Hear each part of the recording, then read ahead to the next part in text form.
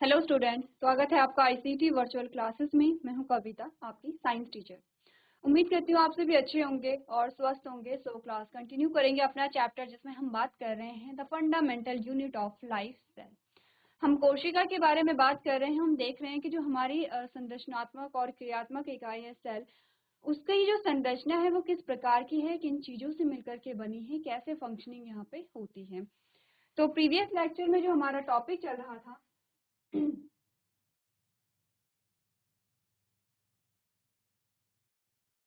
जो previous topic है उन्हें एक बार आप लोग क्या करेंगे, रिवाइज करते रहेंगे। प्रीवियस जो हमारा टॉपिक चल रहा था जिसमें हमने सेल वॉल के बारे में बात की थी, हमने न्यूक्लियस के बारे में यहाँ पे बात की थी, ठीक है। और यहाँ पर प्रोकैरियोट्स और यूकैरियोट्स के बीच में हमने डिफरेंस को देखा था। नेक्स्ट हमारे पास यहाँ पे डायग्राम है जिसमें प्रोकैरियोट और यूकैरियोट सेल यहाँ पर बनी हुई है। अब यूकैरियोट सेल के एक बार आप लोग क्या देखेंगे, यहाँ पे लेवलिंग देखेंगे। जैसे कि आपने कहा कि प्लाज्मा मेम्ब्रेन और सेल मेम्ब्रेन, ठीक है। ये यूकैरियोट सेल है। आपके पास होमवर्क में क्वेश्चन था कि ये जो सेल है ये प्लांट सेल है या एनिमल सेल है, आपको ये बताना था। तो सबसे पहले हम क्या करेंगे, हमने कहा बेसिक सा जो डिफरेंस हमारे पास आता है दोनों में, वो आता है यहाँ पर प्लांट सेल और एनिमल सेल। इन दोनों सेल की बात नहीं हो रही है, प्लांट सेल और एनिमल सेल की बात हो रही है। जो बेसिक सा डिफरेंस आता है वो आता है सेल वॉल का, प्लांट सेल और एनिमल सेल में। क्या बोला था हमने कि जो एनिमल सेल है उसमें सेल वॉल नहीं पाई जाती है और जो प्लांट सेल है उसमें सेल वॉल पाई जाती है। अब डायग्राम को देखिए और उसकी लेवलिंग अगर आप देखेंगे तो हमने कहा कि क्या आपको सेल वॉल यहाँ पर कहीं दिखाई दे रही है। आउटर मोस्ट कवरिंग की बात करते हैं, ये सबसे आउटर मोस्ट कवरिंग है और इसकी जो लेवलिंग आपने देखी, आपने कहा ये है सेल मेम्ब्रेन या plasma membrane, outer most covering है। कहीं आपको यहाँ पे सेल वॉल नहीं दिखाई दे रही है, इट मीन्स अगर सेल वॉल एब्सेंट है इट मीन्स कि यहाँ पर क्या है, आपने कहा ये एनिमल सेल होगी, ठीक है। इसके अलावा आपने कहा कि यहाँ पर क्या है, आर है, एसईआर है, पेरोक्सिसोम है, माइटोकॉन्ड्रिया है, वैक्यूल है, गोल्जी अपैरेटस है, ठीक है। इंटरमीडिएट फिलामेंट्स है, न्यूक्लियर एनवेलप है, क्रोमैटिन है यहाँ पे, ठीक है। न्यूक्लियोप्लाज्म है, न्यूक्लियस है, माइक्रोट्यूब्यूल है, लाइजोम है और माइक्रोफिलामेंट। ये सारे पार्ट्स आपके पास यहाँ पर आते हैं। यानी कहीं आपको सेल वॉल नहीं मिली है तो हम कह सकते हैं कि ये क्या है, यहाँ पे एनिमल सेल है, ठीक है। चलिए अब बात करते हैं साइटोप्लाज्म के बारे में। अभी तक आपने क्या क्या चीजें समझी, एक सेल को जब हमने समझा तो सेल में आपने क्या क्या चीजें समझी। आपने कहा एक सेल है, ये हमने कहा सेल वॉल, इस साइड लिखते हैं, सारे जो वर्ड्स हैं वो आ जाएंगे। ये है सेल वॉल, ये है सेल मेम्ब्रेन, ये है न्यूक्लियस, ये है साइटोप्लाज्म, ठीक है। क्लियर है ना। हमने यहाँ पे सेल वॉल को पढ़ लिया है, सेल मेम्ब्रेन या प्लाज्मा मेम्ब्रेन भी इसे कहते हैं, दोनों ना, या प्लाज्मा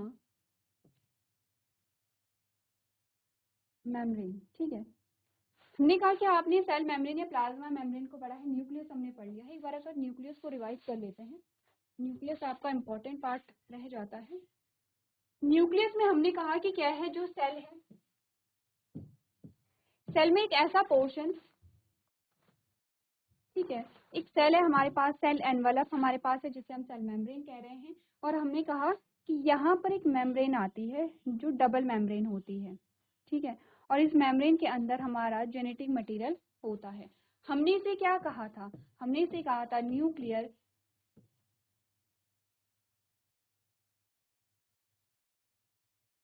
मेम्ब्रेन, ठीक है।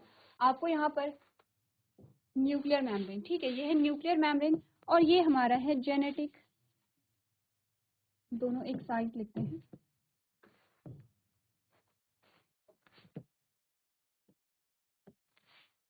आपने कहा ये है न्यूक्लियर मेम्ब्रेन, ये है जेनेटिक मटेरियल, ठीक है। और इन दोनों को मिला करके हम कह रहे हैं ये हमारे पास है न्यूक्लियर। क्लियर है इतना? ठीक है, ये हमारे पास आता है न्यूक्लियस। अब हमने कहा कि जो आपका न्यूक्लियस है, न्यूक्लियस में होता है जेनेटिक मटेरियल, और जेनेटिक मटेरियल आपने कहा कि आपकी बॉडी की जितनी भी इंफॉर्मेशन है वो होती हैं आपके जेनेटिक मटेरियल में। जितनी भी इंफॉर्मेशन हमारी होती है, आपके इंटरनल एक्सटर्नल जो भी फीचर्स आपके होते हैं, वो जितनी भी इंफॉर्मेशन होगी आपके जेनेटिक मटेरियल में होगी। आपने कहा कि जब हमने जेनेटिक मटेरियल की बात की थी तो हमारे पास जो नाम आया था वो आया था क्रोमोसोम।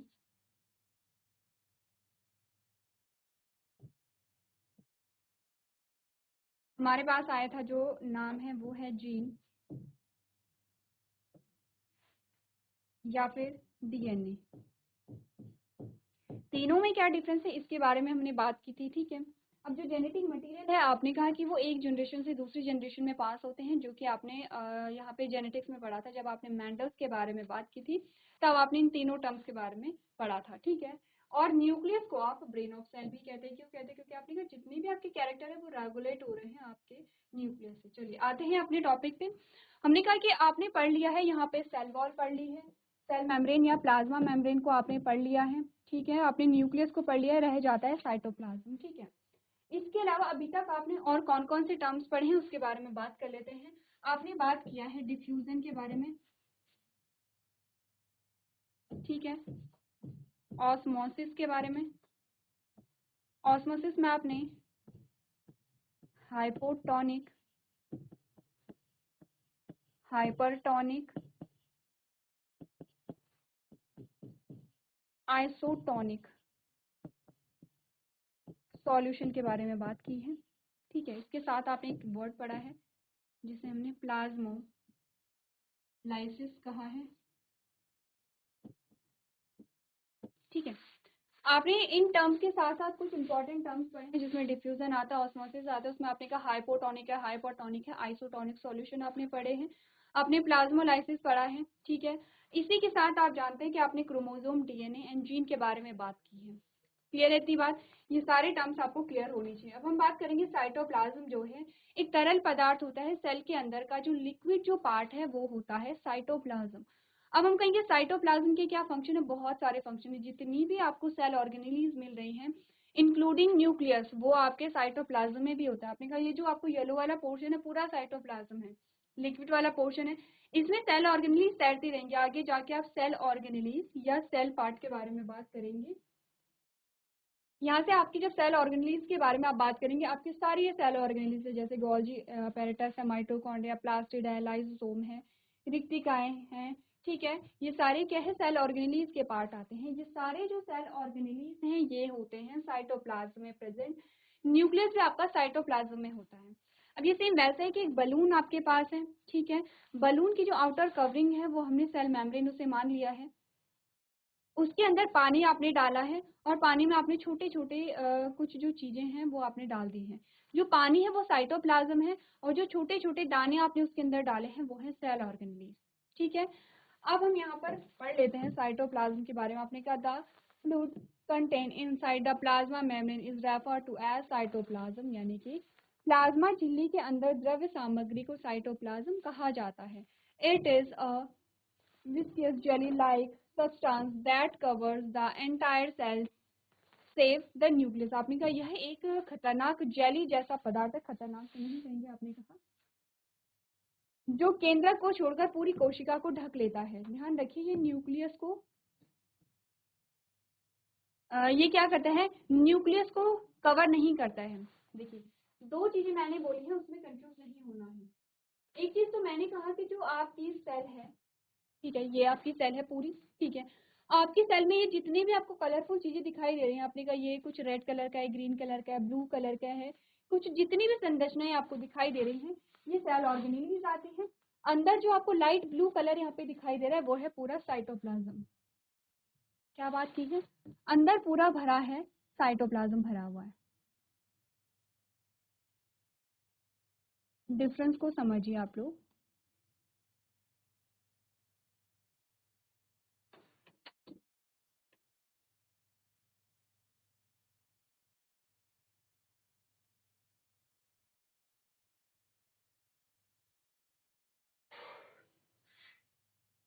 ये येलो कलर में जो आपको दिखाई दे रहा है ये पूरा है साइटोप्लाज्म। मैंने कहा साइटोप्लाज्म में सारी ऑर्गेनेलीज होती हैं, आपका न्यूक्लियस भी इसी में होता है, ध्यान दीजिए न्यूक्लियस भी इसी में तैर रहा है, लेकिन साइटोप्लाज्म न्यूक्लियस के अंदर नहीं है, न्यूक्लियस को नहीं घेरता है।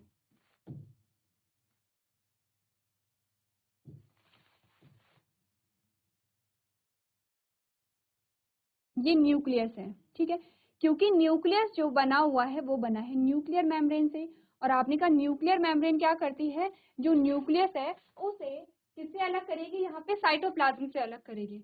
तो हमने कहा न्यूक्लियस के अंदर फिर तरल पदार्थ नहीं होगा, हमने कहा होगा, न्यूक्लियस के अंदर भी क्या होगा, तरल पदार्थ होगा, ठीक है। तो क्या बात की गई है, ये तो है साइटोप्लाज्म, और अगर मैं कहूँ कि न्यूक्लियस के अंदर, न्यूक्लियस थोड़ा बड़ा बना देते हैं, ये पूरा न्यूक्लियस है, और अगर कहा जाए कि न्यूक्लियस के अंदर जो तरल पदार्थ है उसे क्या कहा जाता है, उसे कहा जाता है न्यूक्लियोप्लाज्म,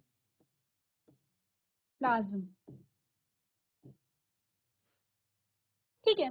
डिफरेंस है, ये है साइटोप्लाज्म जो न्यूक्लियस के बाहर होता है, न्यूक्लियस के अंदर जो तरल पदार्थ है वो है न्यूक्लियोप्लाज्म। अब जब हम सेल के बारे में बात कर रहे थे, कुछ डिस्कवरी के बारे में हम बात कर रहे थे, तो हमने कहा था साइटोप्लाज्म और न्यूक्लियोप्लाज्म को कंबाइंडली हम एक नाम देते हैं, ठीक है। तो उसको आपको यहाँ पे देखना है, अपने नोट्स देखिए पीछे और बताइए कि साइटोप्लाज्म और न्यूक्लियोप्लाज्म को हम क्या कहते हैं। साइटोप्लाज्म प्लस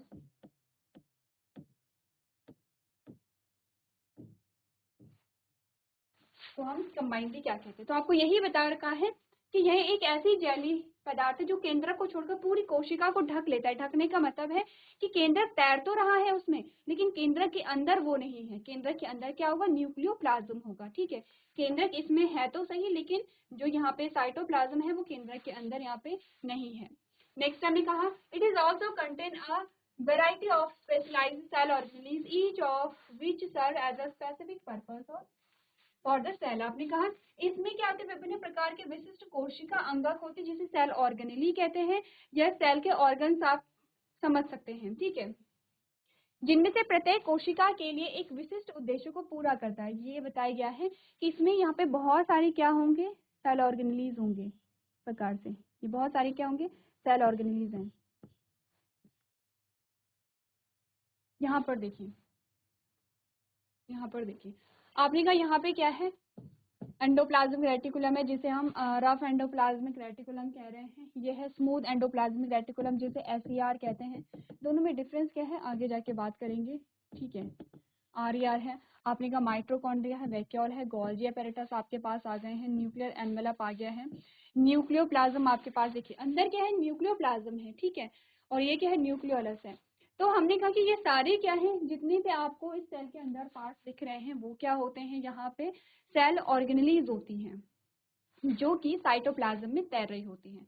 अब सबसे पहले आपको करना क्या है, इन दोनों सेल का डायग्राम बनाना है। हमने प्रोकैरियोट सेल का डायग्राम कर लिया था, ठीक है।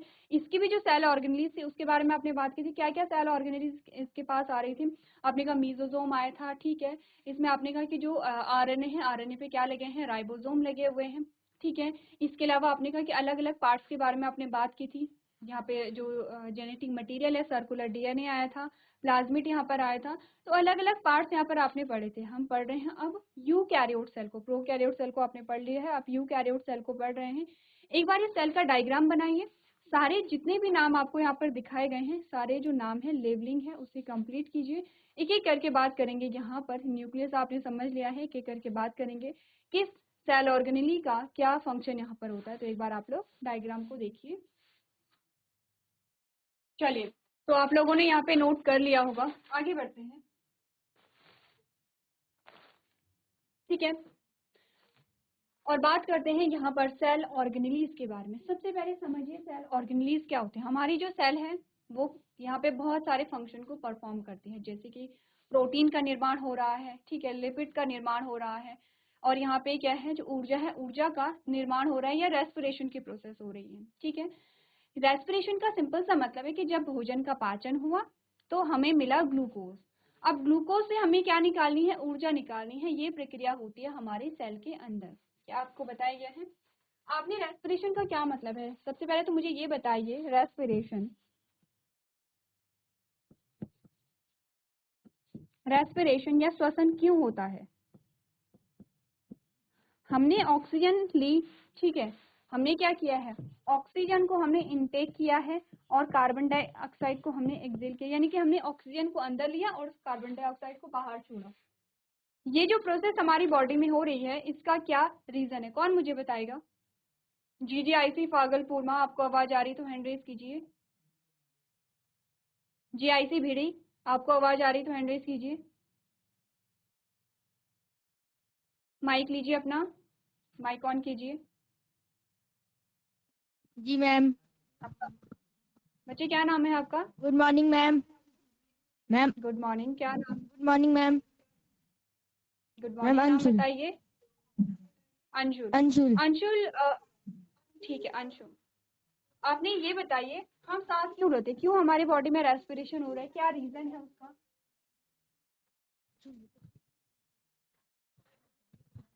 किसे पता है? मैम जीने के लिए। जीने के लिए, ठीक है, वेरी गुड। बट क्या होता है जब हम सांस लेते तो क्या होता है हमारे शरीर में? जब आपने ऑक्सीजन को ग्रहण किया तो क्या हुआ हमारे शरीर में? ऑक्सीजन हमने मैम ग्रहण तो श्वसन। कर ली है, लेकिन कहिए, फिर से कहिए। श्वसन। श्वसन हुआ, ठीक है, लेकिन हमने कहा कि जब ऑक्सीजन हमारी बॉडी के अंदर गई तो क्या किया उसने हमारी बॉडी में, ऐसा क्या किया कि जिसकी वजह से हम जीवित रह पा रहे हैं? कुछ तो ऐसा हो रहा होगा कि आपने ऑक्सीजन लिया और हमारी बॉडी में कुछ ऐसा हो रहा होगा जिसकी वजह से हम जीवित हैं। किसे पता है? पूरी क्लास में GIC पीढ़ी।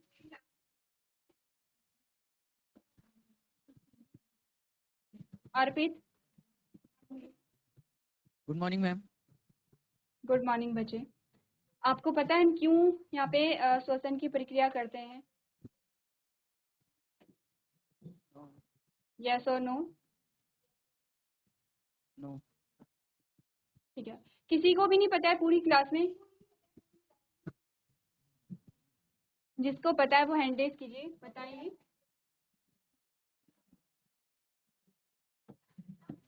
देखो, अच्छा, मैं क्वेश्चन को थोड़ा मॉडिफाई करती हूँ। आप लोग ये बताइए हम खाना क्यों खाते हैं? ये आंसर किसको आता है कि हम खाना क्यों खाते हैं? कोई भी बच्चा जिसे आता हो हैंड रेज मैम कीजिए जीवित अपना। रहने के लिए। गर्ल्स, जीवित रहने के लिए, ठीक है, तो खाना ऐसा क्या करते हैं कि हम जीवित रह पाते हैं? हमारी बॉडी में खाना क्या कर रहा है? मैम एनर्जी देता है। वेरी गुड, बहुत अच्छे। जो आपको फूड है, आपका जो भोजन है, वो आपको देता है ऊर्जा या एनर्जी, ठीक है, वेरी गुड। अब ऊर्जा हमारे लिए क्यों इम्पोर्टेंट है, क्या होता है ऊर्जा से हमारी बॉडी में, क्यों इम्पोर्टेंट है ऊर्जा हमारे लिए?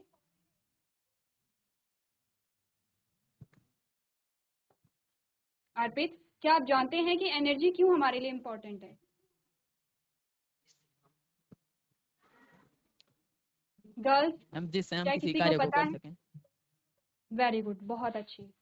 ऊर्जा किसी कार्य को नहीं, किसी भी कार्य को, हर कार्य को ऊर्जा क्या करती है, हर प्रकार के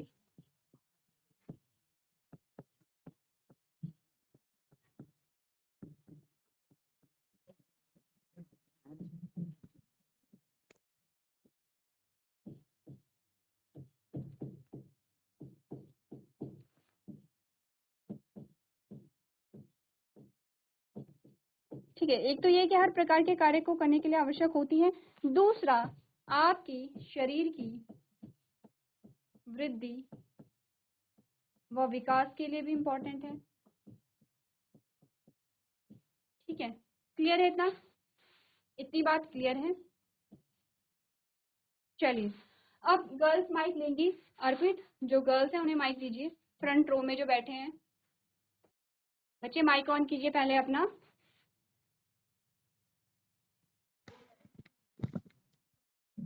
good morning ma'am. Good morning, क्या नाम है आपका? आराध्या प्रिया। आराध्या। प्रिया। अच्छा, दोनों आप ही के नाम है? मैम एक ही नाम है। ठीक, आपका नाम आराध्या है या आराध्या प्रिया है? Yes ma'am. मैम आराध्या प्रिया। ओके ओके, ठीक है, वेरी गुड। अब आराध्या प्रिया ये बताइए, मैं आपको आराध्या कहती हूँ, ठीक है। अब आप ये बताइए कि मैंने बोला कि हम फूड को क्यों इनटेक करते हैं, हम खाना क्यों खाते हैं, जल्दी से बताइए। शरीर का आपकी विकास स्क्रीन पे करने के आंसर, लिए। ठीक है, शरीर का विकास करने के लिए।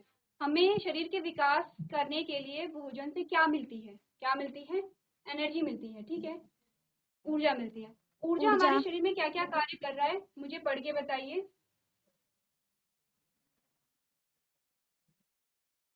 ऊर्जा हमारे शरीर में क्या क्या कार्य कर रही है, मुझे पढ़ के बताइए। 2 पॉइंट लिखे हैं हमने।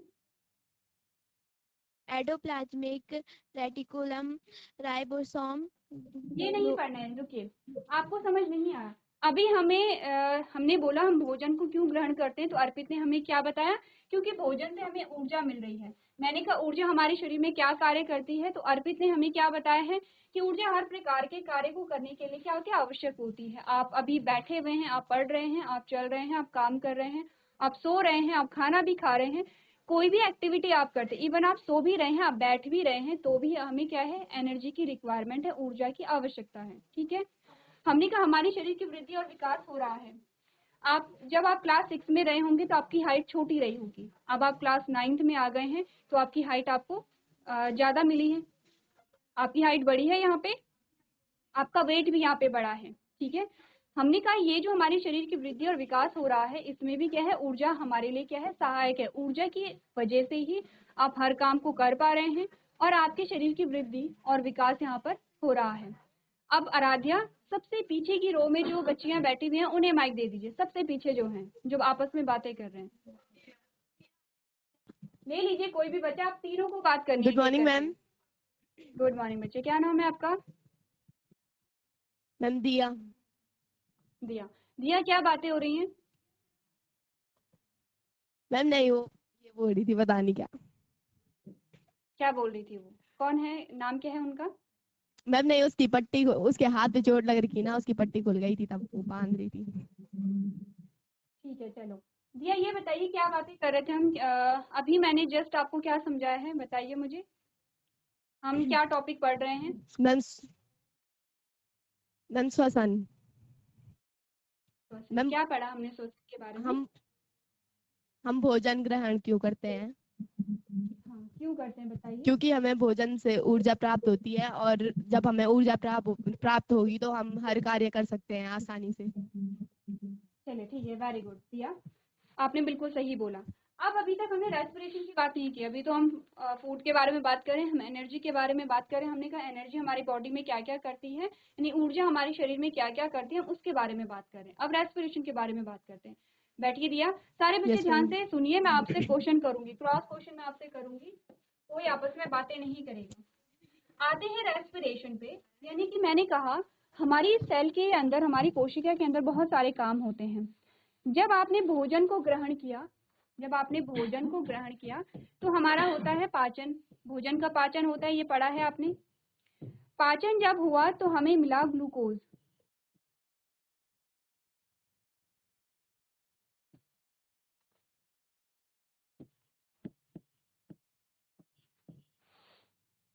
ठीक है,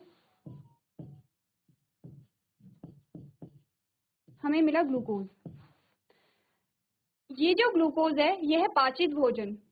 अभी हमें क्या हुआ है, भोजन का पाचन तो हो गया है, लेकिन अभी हमें ऊर्जा नहीं मिली है इससे।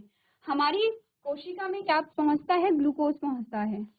अच्छा ये बताइए, क्या आप में से पता है किसी को कि जो भोजन का पूर्ण पाचन होता है वो कहाँ पर होता है? हैंड रेज कीजिए जिसे पता है, किसी को पता है? देखिए, जब भोजन का पाचन होता है तो छोटी आंत आपने पढ़ा होगा, छोटी आंत, किसी को आंसर करना है। छोटी आंत में भोजन का पाचन होता है, और छोटी आंत में जो पाचित भोजन है यानी कि जो ग्लूकोज है उसका क्या होता है, अवशोषण होता है। कहाँ पर होता है, हमारे रक्त में होता है। अब रक्त में क्या है, ग्लूकोज है, और जब रक्त जो है, जो हमारी रक्त वाहिनियां हैं, वो क्या करेगी, उसमें है ग्लूकोज। ये इस ग्लूकोज को हमारी कोशिका तक पहुंचाती है। G4 ग्लूकोज, पूरा नहीं लिख रही हूँ मैं, G4 ग्लूकोज है, ठीक है। ये हमारी कोशिका में क्या पहुंचाती है, ग्लूकोज को पहुंचाएगी। अब हमने क्या ली, सांस ली। सांस के रूप में आपने क्या लिया, ऑक्सीजन को लिया। ये ऑक्सीजन जब ग्लूकोज के साथ यहाँ पर आती है तो ये ग्लूकोज को क्या करती है, तोड़ देती है, ब्रेक डाउन करती है। और जब ग्लूकोज जब टूटता है तब हमें क्या मिलती है, ऊर्जा मिलती है। एक बार मैं फिर से रिवाइज कर रही हूँ, फिर आप लोग मुझे आंसर बताएंगे। मैंने कहा जब भोजन का पाचन हुआ, भोजन के पाचन के बाद हमें मिलता है ग्लूकोज। ये ग्लूकोज हमारे रक्त के माध्यम से हमारी हर सेल में जाता है, हर प्रकार की कोशिका में, हर सेल में जाएगा। ठीक है, आपके हेड से लेके आपके जो टो तक जितनी भी कोशिकाएं हैं, पैर से लेके सर तक जितनी भी कोशिकाएं हैं, सभी में रक्त के माध्यम से ग्लूकोज पहुंचेगा। ठीक है, इस ग्लूकोज से हमें ऊर्जा मिलेगी, लेकिन इसके लिए हमें चाहिए ऑक्सीजन। तो हम सांस लेते हैं और ये जो ऑक्सीजन है हमारे रेस्पिरेटरी ट्रैक से, हमारी श्वसन तंत्र से होते हुए हमारी कोशिका तक पहुंचता है ये ऑक्सीजन।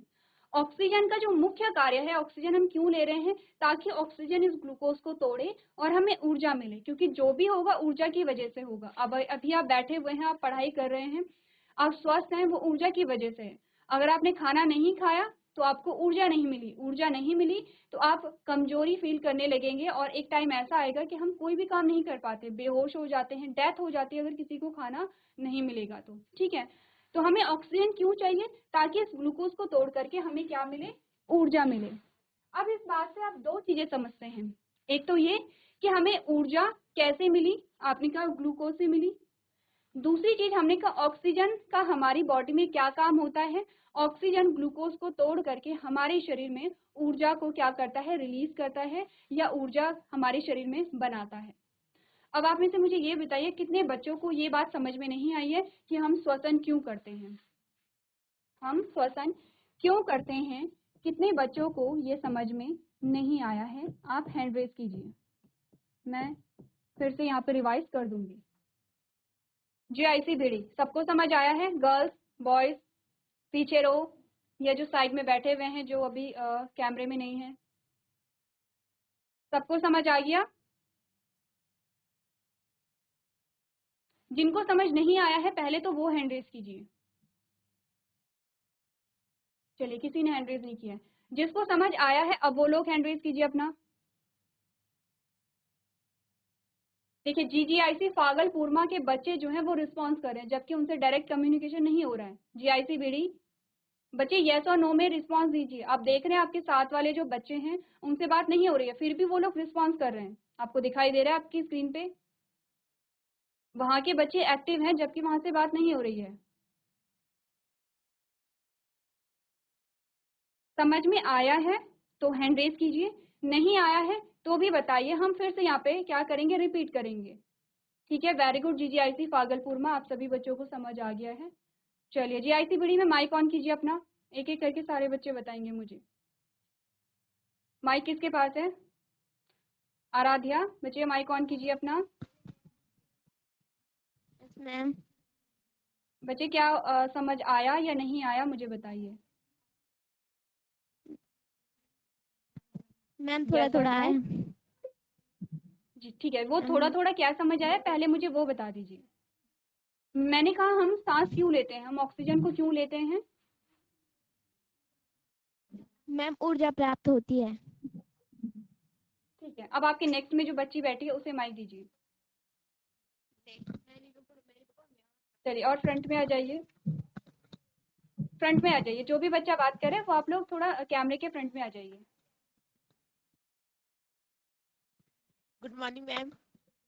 गुड मॉर्निंग बच्चे, क्या नाम है आपका? मैम दीपिका। दीपिका। दीपिका बताइए बच्चे, आपको समझ आया या नहीं आया? यस और नो? मैम थोड़ा थोड़ा समझ में आया। ठीक है, क्या समझ में आया मुझे ये बताइए। दीदी कॉपी हो मुझे।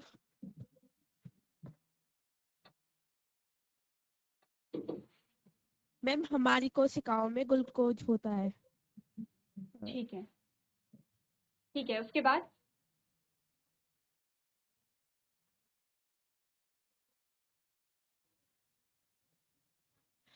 और अच्छा ये बताइए, छोटी आंत आप में से वो ग्लूकोज को कौन सा बच्चा कोशिका है तक जिसे पूरा पहुंचाती समझ, है। ठीक है, आप में से वो कौन सा बच्चा है जिसे पूरा समझ में आया है, जो मुझे ये एक्सप्लेन कर सकता है जो हमने यहाँ पे लिखा है? कौन एक्सप्लेन करना चाहेगा? हैंड रेज कीजिए अपना। देखिए GGIC भागलपुर में कई बच्चे हैं जिन्हें एक्सप्लेन करना है। बच्चे आप लोग अपना माइक सही करा लेंगे, ठीक है। दिया, बच्चे बताइए। मैम जो हम भोजन ग्रहण करते हैं उसके पाचन के लिए हम सांस लेते हैं तो ग्लूकोज हमारी कोशिकाओं में पहुंच जाता है। जिस सांस लेने से जो ग्लूकोज होता है वो हमारी कोशिकाओं में पहुंच जाता है और हमें ऊर्जा मिलती है। ठीक है। ऑक्सीजन जो है, जब हम सांस लेते हैं, जब हम ऑक्सीजन लेते हैं, वो हमारी ग्लूकोज को तोड़ देता है और ग्लूकोज के टूटने के बाद हमें ऊर्जा मिलती है। वेरी गुड दिया। चलिए क्लैपिंग कीजिए दिया के लिए सारी क्लास GIC BD, सारे बच्चे क्लैपिंग कीजिए। चलिए वेरी गुड दिया। देखो बच्चे सबसे पीछे वाली रो में बैठे हैं, लेकिन अगर वो ध्यान से पढ़े तो वो सब चीजें समझ सकते हैं, ठीक है। अब सबसे पहले तो ये है कि जिन बच्चों को समझ आया है वो भी रिस्पॉन्स करेंगे, जिन्हें नहीं आया है वो भी रिस्पॉन्स करेंगे, ठीक है। अगर आप रिस्पॉन्स करेंगे तो ही पता चलेगा कि आपको कितना समझ आया है। नहीं समझ आया है तो कोई बात नहीं, यहाँ पे रिवाइज हम लोग कर लेंगे। चलिए दिया बैठिए। Very good. तो आपको ऐसे ही, जैसे कि दिया है, जैसे कि अर्पित है, ये कुछ बच्चे हैं जो अच्छा आंसर करते हैं, अच्छा रिस्पॉन्स देते हैं। आप में से और भी बच्चे होंगे जिन्हें रिस्पॉन्स आता होगा, जिन्हें आंसर आता होगा, बट आप लोग माइक नहीं ले रहे हैं, ठीक है। मैक्सिमम जो बच्चे हैं शायद उन्हें आंसर आता होगा, तो माइक को लेना है, ठीक है। चलिए, तो आज के सेशन में हम इतना ही करेंगे। अभी तक क्लास में बने रहने के लिए आपका धन्यवाद।